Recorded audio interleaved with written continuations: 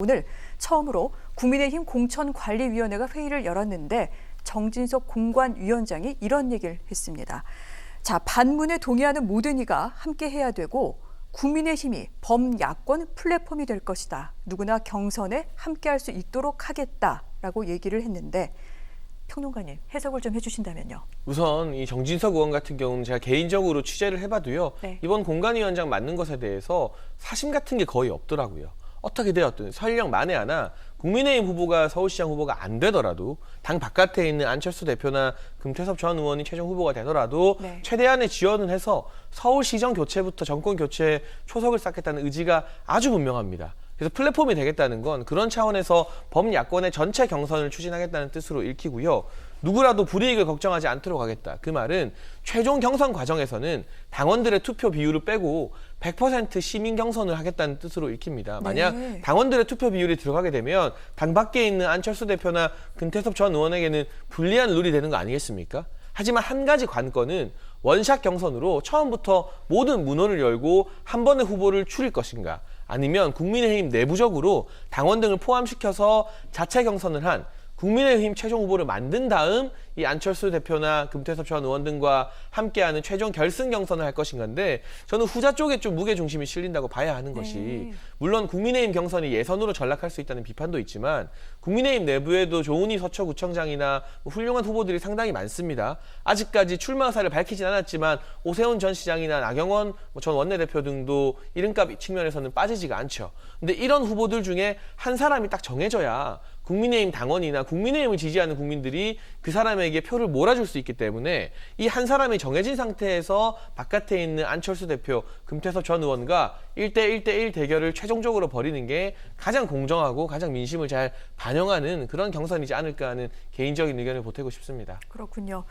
일단 정진석 이 공천관리위원회 위원장 같은 경우에는 우리에게 들어와라 이렇게 얘기를 한 것으로 해석이 됩니다. 그렇지만 아무래도 국민의힘에서 자체 후보를 내고 그 다음에 안철수 대표 등등과 경선하는 것이 어떤 그 새 몰이 과정 중에서는 더 유리하지 않겠느냐, 이런 장혜찬 평론가의 말씀까지 들어봤는데, 이런 정진석 공관위원장의 이야기, 그렇다면 안철수 대표와 또 금태섭 의원 등등 서울시장 출마를 선언하고 있는 제3지대 인사들은 어떻게 들었을까요?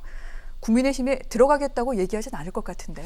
국민의힘에 들어가서 이득이 된다면 벌써 들어갔겠죠. 사실 정치인이라면 그런 선택을 할 수밖에 없는데, 네. 최근에 대선 주자 관련 여론조사라든가 서울시장을 앞둔 여론조사를 보면 국민의힘 출신 정치인들이 제3지대에 있는 정치인들보다 오히려 조금 낮게 나오거나 이런 여러 가지 좀 기현상이 나타나고 있습니다. 네. 그것은 문재인 정부에 대한 이 부분 민심 이반이 있다 하더라도 그것을 제1야당이 아직 완전히 흡수하지 못한다라는 것으로 대부분 해석을 하고 있기 때문에, 일단 국민의힘이 경선 방식을 응용하는 것도 좋지만 도대체 어떤 정강 정책을 갖고 국민을 설득하는지 그 부분에 대해서 내부에서의 논의가 좀 더 필요하다라고 보고요. 두 번째로 안철수 국민의당 대표의 핵심 단어는 제1야당이 아닌 야권 후보입니다. 야당이라는 측면과 야권이라는 측면은 분명히 다른 점이 있거든요. 그래서 아직까지는 입당 의사가 없다 이렇게 보고요. 지금 금태섭 전 의원 같은 경우에는 최근 언론 인터뷰를 보면 역시 새로운 판을 강조하고 있지 입당에 대해서는 큰 의사가 없습니다. 네. 국민의힘이 조금 더 지지를 받았다면 많은 인사들이 입당을 너도나도 했을 텐데 그렇지 못한 부분은 내부에서부터 좀 반성을 해야 되지 않나 싶습니다. 그렇군요. 하지만 국민의힘 아직 빅 후보라고 꼽히고 있는 오세훈 전 서울시장이라던가 나경원 전 원내대표는 서울시장과 관련한 입장을 정하진 않은 것 같습니다. 이 두 명이 어떻게 움직이느냐에 따라 국민의힘의 경선, 그리고 안철수 대표와의 단일화 등등에 대해서 여러 가지 얘기가 나올 것 같은데, 이 부분은 아무래도 새해에 더 가시화될 것 같습니다. 이번에는 민주당으로 넘어가 보도록 할게요. 이제 보궐선거 100일도 남지 않은 가운데 여권 후보군 움직임 점점 가시화되고 있습니다. 특히 서울시장 쪽에 집중을 해서 보면은 소폭 개각 가운데 박영선 중소벤처기업부 장관의 이름이 있을지가 사실 또 관심이 갔던 대목인데 이번엔 포함이 되지 않았습니다. 그렇다면 내년 중순쯤으로 예정이 되어 있는 개각에는 포함이 될지, 그래서 서울시장에 출마할지, 이 부분 관심인데 평론가님은 어떻게 보십니까? 예전에 박영선 의원이 2011년 서울시장 선거 출마 의사를 밝히면서 울면 스토리를 공개한 바 있습니다. 울면을 먹으면서 울었다고 해요, 의원들이. 네. 그래서 박영선 의원이 그만큼 출마를 결정하는 것이 쉽지 않았었는데 결정하게 된 결정적인 계기가 울면을 먹고 같이 울면서 우리가 언젠가는 웃자라고 얘기를 했고 하고요. 일부 의원들이 정치인의 운명이라는 것은 국민이 낙엽이 되라면 낙엽이 되고 촛불이 되라면 촛불이 되란 것이라는 대의명분을 강조했다고 합니다. 그래서 박영선 의원이 지금 여러 가지로 고민하고 있다고 보는데요. 저는 크게 세 가지로 고민하고 있다고 봅니다. 첫 번째로 개각이 결정이 되어야 지금 움직일 수 있는 현직 장관 신분이라는 것이죠. 두 번째는 중소벤처기업부가 코로나19 상황에서 어려운 중소상공인 지원과 굉장히 밀접한 부처입니다. 그렇기 때문에 여러 가지 현재 상황에서의 그 과제에 대한 부담감도 있을 것이고요. 마지막으로 중소기업청이 중소벤처기업부로 현 정부에서 위상이 올라가면서 또 박영선 의원이 굉장히 애정을 갖고 있는 것으로 알려져 있습니다. 네. 이런 여러 가지를 고민하고 있다고 보는데 다만 지금 여당에서도 박영선 장관이 출마하는 것이 흥행이라든가 여러 가지에서 좀 좋다라는 의견도 물밑에서 나오는 것으로 전해져 있기 때문에 개각에 대해서 청와대와 소통이 된다면 네. 조만간 또 출마 선언을 하지도 않을까 그렇게 전망해 봅니다. 그렇군요.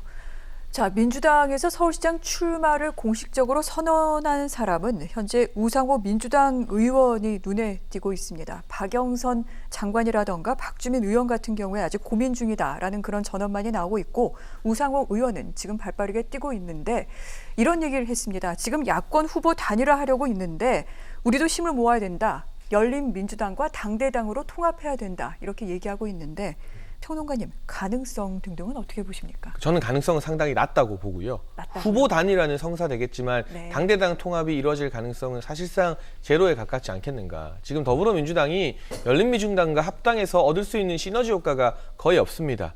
일반적으로 열린민주당의 정치 성향이 더불어민주당보다 조금 더 강성이라는 평가를 받고 있는데 지금 더불어민주당의 과제는 잃어버린 중도층과 무당층의 민심을 회복하는 것이기 때문에 이 국면에서 열린민주당과 당대당 통합을 하게 된다면 오히려 중도층과는 더 멀어진 목소리들이 나올 수밖에 없어지고 네. 결과적으로는 지지율 제고나 이 시너지 효과에 전혀 도움이 안 될 것 같습니다. 그래서 이낙연 대표 이전에 이해찬 전 대표가 지난 총선 선거 과정에서 열린민주당과 완전히 선을 긋는 전략을 보여줬었거든요. 그 전략이 저는 굉장히 유효했다고 보는데 물론 이해찬 전 대표가 이제 정치 1선이 아닌 2선으로 물러났지만 그 뜻을 거슬러서 이 서울시장 선거를 앞두고 당대당 통합을 하기 힘들 것 같고 만약 합당이 이루어진다면 대선 즈음에 가서야 그러한 목소리들이 구체적인 힘을 얻게 되지 않을까. 실제로 우상호 의원의 이 같은 이야기에도 불구하고 당 지도부에서는 합당 논의에 대해서는 상당히 회의적인 것으로 분위기가 전해지고 있습니다. 그렇군요.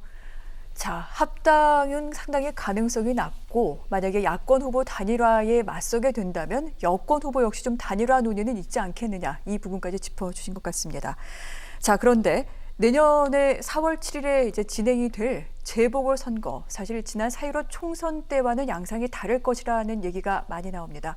여권 만만치 않을 것이다. 이런 전망들이 유력한데 그 여러 가지 또 변수가 있을 겁니다. 각각 좀 꼽아주신다면 어떤 변수가 있을지 장 평론가님 먼저 말씀해 주실까요? 그러니까 물론 이 코로나 이후의 경제 회복이 가장 큰 변수가 될 것 같은데요. 네. 저는 뭐 코로나 백신을 맞고 우리 자영업 경기가 상반기에 그러니까 1분기에 살아나면 좋겠지만 지금 정부가 이번에 계약을 확대했다는 모더나 같은 경우도 시기를 당겨서 2분기 접종을 하는 것이기 때문에 선거가 치러지는 4월에 백신을 맞고 경제가 회복되는 그러한 효과가 당장 나타나기에는 조금 이르지 않을까 하는 측면이 여권에게는 불리하게 작용할 것 같고요. 무엇보다 또 다른 게 부동산입니다. 우리가 3월에 보통 새학기를 맞이해서 전세를 옮겨가거나 이사를 가는 사람들이 상당히 많아지는데 저도 최근에 이사를 준비하면서 부동산을 다녀봐도요.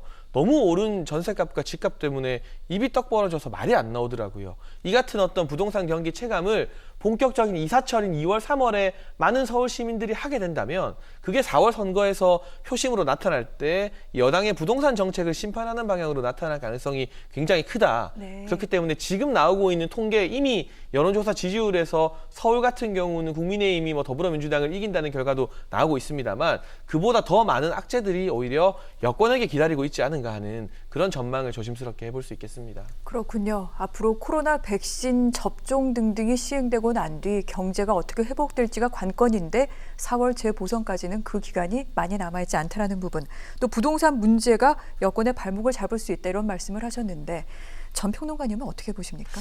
예, 기존에 있던 선거와 비교를 해본다면 우리가 젠더 이슈라고 하죠. 네. 여러 가지 여성들의 안전 문제라든가 성평등 이슈가 떠오를 수밖에 없습니다. 왜냐하면 이번 선거 자체가 사실 성비와 관련된 여러 가지 의혹 때문에 제기된 부분이기 때문에 네. 여야를 넘어서 이런 부분에 대한 관심은 높아질 수밖에 없고요.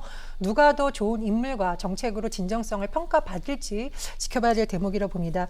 또 다른 대목은 민생과 관련된 부분인데 서울은 역시나 부동산 정책이 큰 영향을 미칠 것으로 보입니다. 아마 이번에 장관 후보자를 둘러싼 논란에도 불구하고 임명을 강행한 부분에는 아마 그런 부분이 많이 반영된 것으로 보이고요.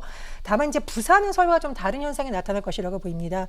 부산 같은 경우에 지금 가덕도 신공항을 둘러쓰고 일부 야당 의원들이 지도부의 경고에도 불구하고 이것을 해야 된다 이렇게 주장을 해서 조금 논란이 된 바가 있는데요. 어쨌든 지역 경제를 회생시킬 수 있는 여러 가지 개발 방안에 대해서 관심이 높은 것으로 알려지고 있고요. 또 하나는 탈당을 하기는 했습니다만 국민의힘 출신 일부 여권 야당 정치인이죠. 부동산과 관련된 편법 증여 의혹이 제기된 바 있습니다. 지금 탈당한 상태이죠. 그런데 민주당의 부산시당에서 계속 논평을 내고 있는 상황을 보면 이것이 국민의힘을 비롯한 어떤 특정 정당이 계속 독점을 하면서 나타난 현상이라는 기조의 비판을 하고 있습니다. 그래서 수도권으로 봤을 때는 문재인 정부에 대한 비판론을 야당이 지금 공세를 가하고 있는데 또 부산 일각에서는 여당이 오히려 또 야당을 심판해야 된다 이런 여론도 일각에서 제기되는 것으로 보입니다.